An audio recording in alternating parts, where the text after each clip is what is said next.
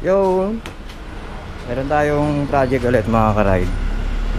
Honda Click 125. Meron siyang leak sa shock. Ayan. Tapos CVT cleaning. Tsaka mag-FI cleaning tayo ngayon.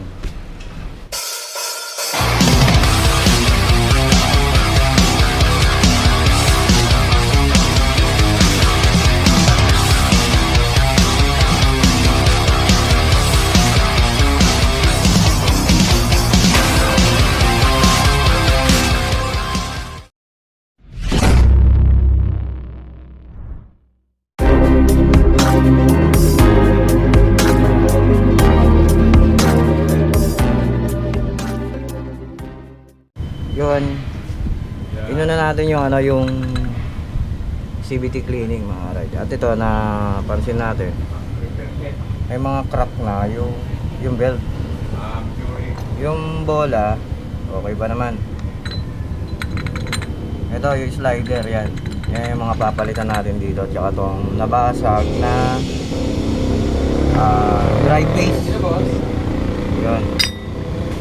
Tapos ayan, may dragging na rin to. Kaya kung may budget pa, paparegroove natin to para iwas dragging. Ayan. Hindi pa naka-groove tong makinis pa siya para makaiwas tayo sa dragging mga ka-ride.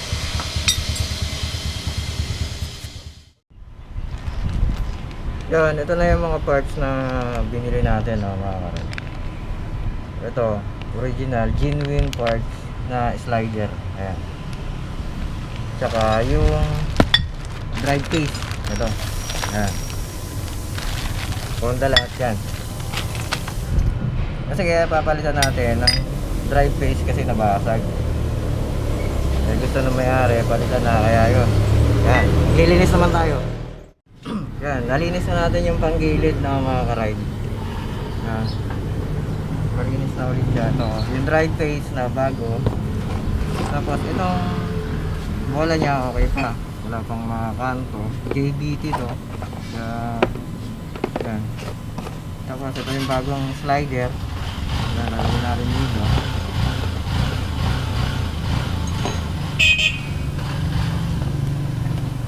Diba masikip? Masikip siya. Hindi katulad nung luma. Yung luma ito yung luma kasi yan, dire-diretso na siya. Ayan o, bali maluwag na. Kasi dito sa base maluwag na rin. Dito yan, ito mga bago, masikip pa yan. Ayan o, reversahin mo pa yan bago maipasok ng gusto.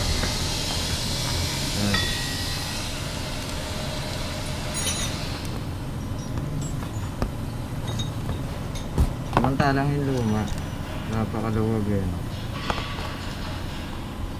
Yan, diba? Yan, patulak na lang natin yan. Yan. Yan. Ipupush na lang natin ito, tapos sasalpak na natin mga karay. Yung belt, babalik na lang daw muna natin. May mga crack na siya. Ayan. Pero goods pa naman. Walalay lang. Mahirap paputulan ng belt. Ayan lang, may mga crack na siya. Pero wag daw munang palitan. Wala pa siyang budget. Okay. Ito na naman mga karay. Pina-groove ko na. Ayan. Belt. Ay, sarpak na natin. Yan,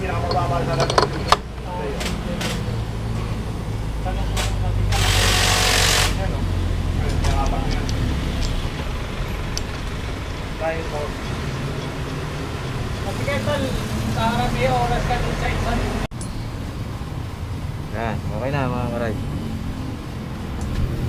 Ito. Okay na rin ito. Nakikitan na rin natin yan. Start natin para umipit yung belt.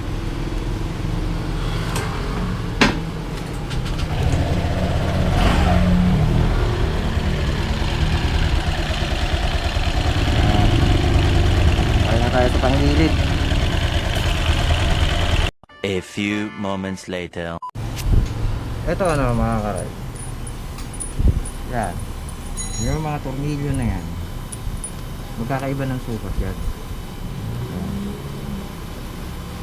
Merong mahaba, ito mahaba, merong maiksi, tapos dalawang mahaba rito. Yan. Yung tatlong maiksi na to, huwag kayong magkakamali na, kunyari, ito, yung mahaba na to, huwag kayong magkakamali na ilagay dito yan. Yan. O kaya humaba ng konti. Yan. Pagka nilagay nyo yan dyan, butas yung crankcase na yan. Kaya ganito lang kaiksi yan dito. Yung tatlo na to. Yan. Ito. Talo to. Pag hinabaan mo to, tagas yung langis mo dyan. Yan. Tatlong maiksi dito sa harap yan. Tapos the rest, yung ano na to, sa likod na to. Yan. Yun lang, huwag kayong magkakamali sa tatlo na yan. Kundi butas, tagas yung langis yan mga ka-ride.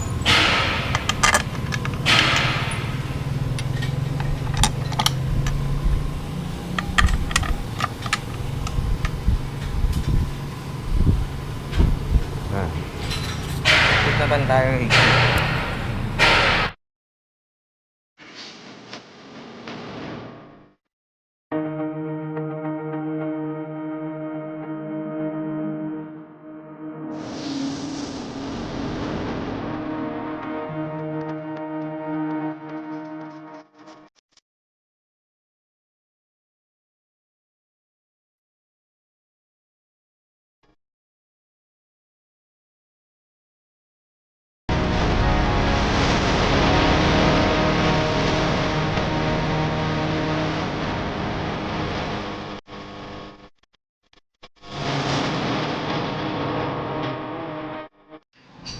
yan mga ride. Bago natin linisan yung throttle body, check muna natin yung parameter gamit yung Dr. API natin. Yan, salpak muna natin to. Tapos on. Yan. Tapos pasok tayo sa diagnostic. Hanapin natin yung brand ng motor, Honda. And then hanapin natin yung click 125.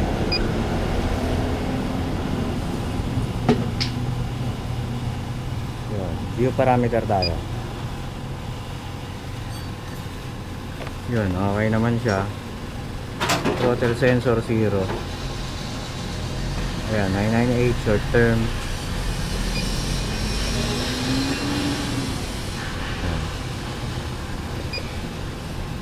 Naman siya, paanda rin natin.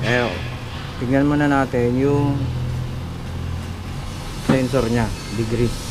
Ayan, kung tuloy-tuloy ba siya. Okay.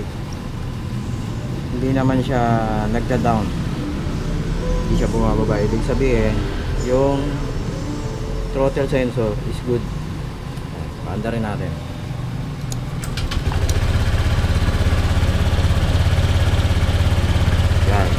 Sa unang andar, mataas pa yan. Mataas pa yung ano niya.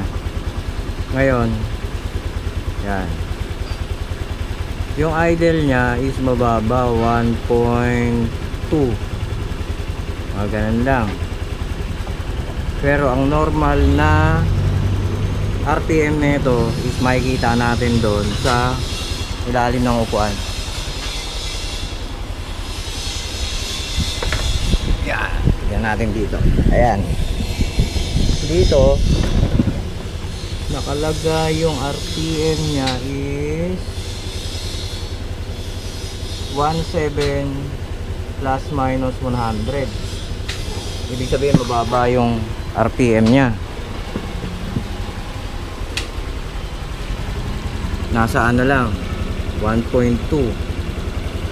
Kaya yun, ayusin natin mamaya yan mga ka-ride. 1.2, 1.3 lang.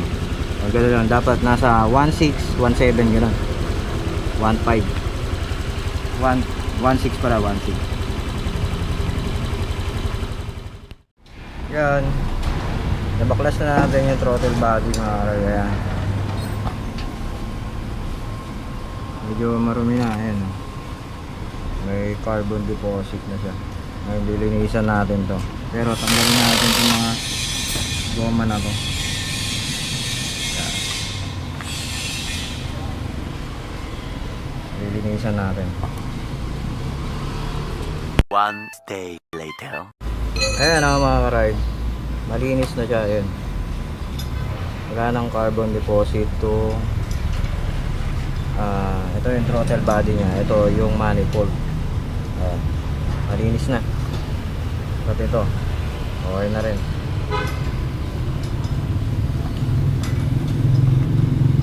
Babalik na natin siya mga ka-ride. Yan, nasalpak na natin yung throttle body na mga ka-ride. Nalinisan na natin to.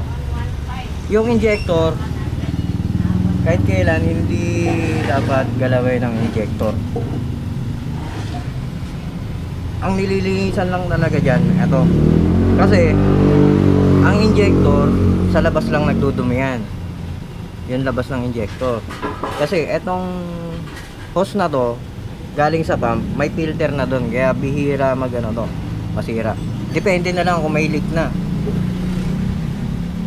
Ngayon okay na to. Ano naman natin sa diagnose yung parameter ng motor na to, itong Honda Click na to. Tapak muna natin, tinanggal ko kasi.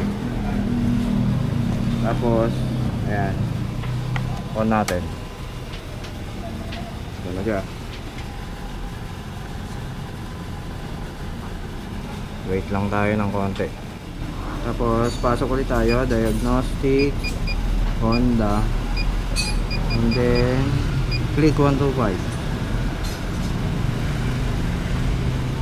Tapos view parameter. Ayan, ganun pa rin. Throttle sensor degree nya 00 pa rin. Yun lang dapat ano yun natin mga ride, 00 dapat yan. Kung nag 0.5 mag-a-adjust tayo doon, pero mag-a-adjust tayo sa ano, ito lang, wag nyong gagalawin kahit kailan. Kaya i-start natin. Ayan. Sa unang under nyan mataas yan, mataas yung ano, ayun, bumaba na, di ba? Ang ano niya is 1716, 18, pabago-bago. Ayan. Mag-adjust tayo dito para tumaas yung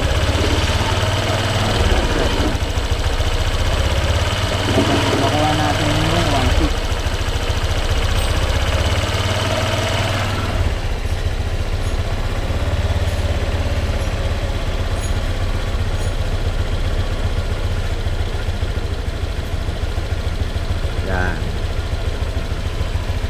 Yan, kung nakikita nyo 1.6, 1.5, mga ganon.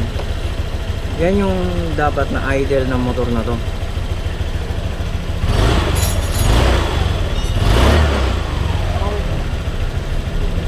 Yan, kung iisipin nyo, porque mataas yung RPM nya is matao sa gasolina, kabaliktaran to sa carb mga ka-ride. Imbis na mas mataas yung RPM na ito, mas matipid, tapos iwas overheat din. Kasi ang gasolina is malamig. Kaya kung mas marami yung hangin, mas may chance ang mag-overheat. Yun. Kaya ito, kabaliktaran to mga ka-ride. Yan, nakuha na natin yung 1615 na RPM.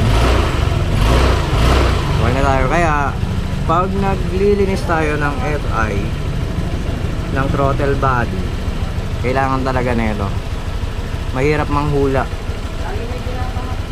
Yan. Okay na mga karide. Punta tayo sa View DTC tayo. Wala naman siya error code. 0, no error code. Ayan.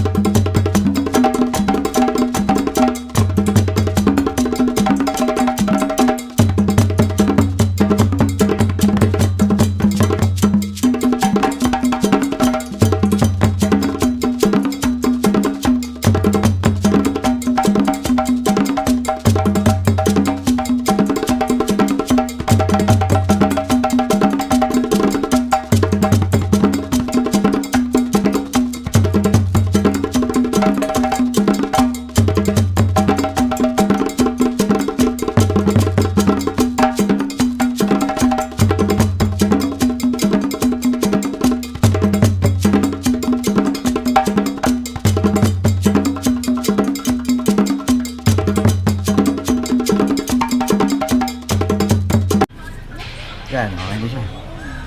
Assemble na natin. Kakabit naman natin doon. Start natin.